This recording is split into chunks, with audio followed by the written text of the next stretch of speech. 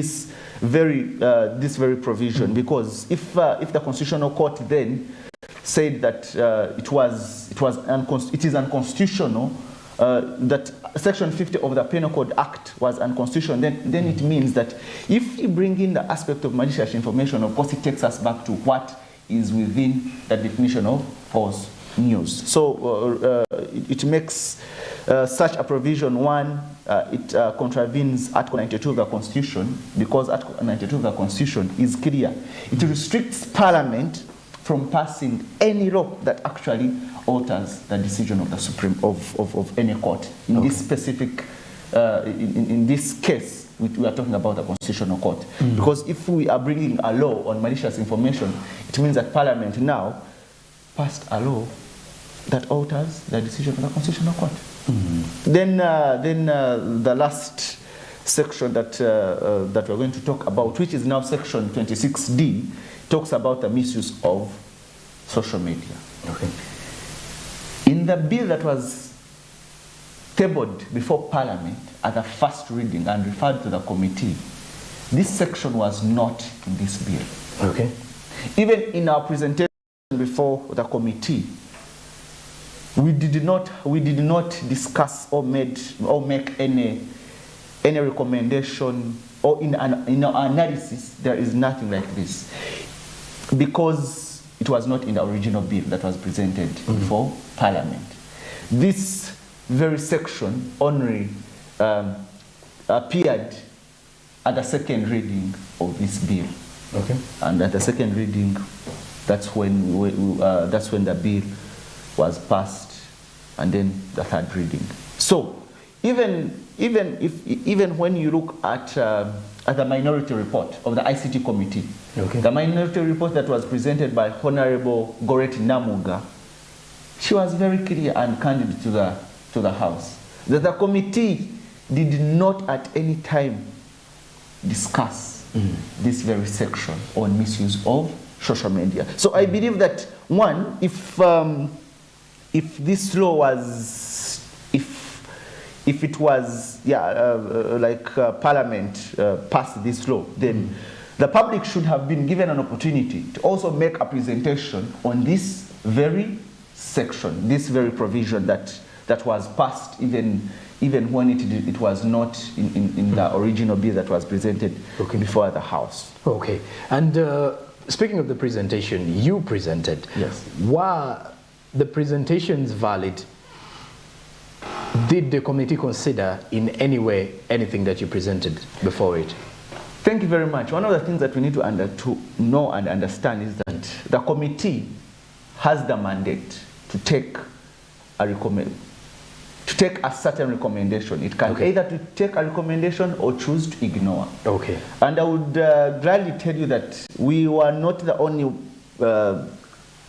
people or institution that appeared before the ICT committee.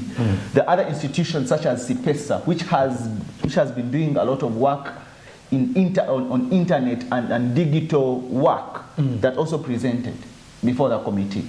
And you'll find that specifically in our presentation, most of our recommendations, which of course we're talking about define malicious information, define what hate speech is, were ignored and were not considered in the bill that was passed and now that is wrong. So you find that most of our recommendations in the bill were not actually recommended, were not actually considered. They were ignored by the committee. Okay. So, all right. And speaking of situations they weren't considered, you've mentioned some of them.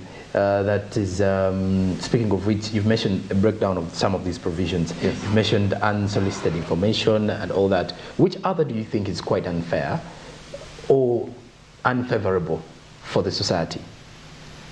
One is on the provision that actually discourages the recording, that discourages recording of video without someone's consent. Without someone's consent. This is very, very problematic. Okay.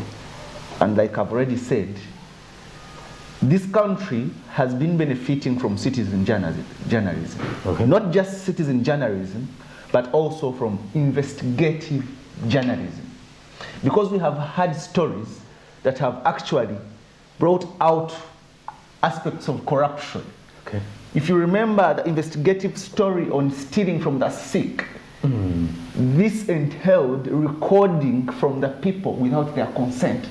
Because it was investigative. Yes, because it was an investigative. But it's very important. Very important to this society. Yes. It means that if you have such a provision that actually discourages voice and video recording without a consent, it is going to affect, like I've said, it's going to affect our democracy, because we shall be unable as a country to bring out the evils that have actually been affecting our community or our society. Okay. I'll give you an example. The other day, was it in Masaka, or where the other lady was captured, beating up one of her children. And the next day, because that video had been captured, we saw this lady being brought to court and charged. So what happens? Because one, this lady did not consent to the recording of this video. So are we going to let our society miss out on some of these things being brought to book, or some of these people brought to book, or some of these evils brought to light, simply because of this law? So we are going to have a very big problem if some of these provisions continue to be implemented. Because like I've said, some of these, the enforcement is going to be difficult, and some of them are likely to be used by public officials, because one, some of these provisions actually discourage criticism against public officials. And my question is, if they're our leaders, shouldn't we get to criticize their performance? And I'll answer you. I'll give an answer that we really need to criticize where they are not performing well, such that they are able, because this is going to discourage accountability, the accountability of our leaders, which in the end of it, because some of these leaders, we elect them, and probably at the end of it all, we have expectations. And in an event that we are not able to, because sometimes criticism is good, because it helps to actually put someone on the right track. That someone has said that I'm not doing this well, so I need to improve. So in an event that we are actually not talking about some of these things simply because of this law, we as a society, we are likely going to miss out. Okay. All right. And of course, if you're just joining in, we're looking at the Computer Misuse Act, which is now law, computer misuse law in the country. And of course, there are provisions in this law whereby if at all you deem guilty, or you're found guilty against any charges in the courts of law, you stand a sentence of 7 years in prison. Then there is also where you're supposed to pay 15 million Ugandan shillings. Or you can actually pay both. You can either serve 7 years or pay 15 million Ugandan shillings. So you can easily see that depends on what particular crime you've committed with the use of the computer systems or the internet in general. And of course here we're looking at how this particular Computer Misuse Act will solve unlawful crimes that are being committed on the internet. Like I told you in the preamble, that it's estimated that Uganda loses close to 15 billion Ugandan shillings in cybercrime, data breaches and fraud. So these are some of the things that we'll be discussing here. And my guest is Brighton Nabaho, who's the Programs Associate from SEPA. SEPA is the Center for Policy Analysis in Uganda as well. And then, so after the break, we shall be steadily looking at how best can this law be implemented. What should we as the users do to ensure that we don't fall victim of these particular charges or penalties?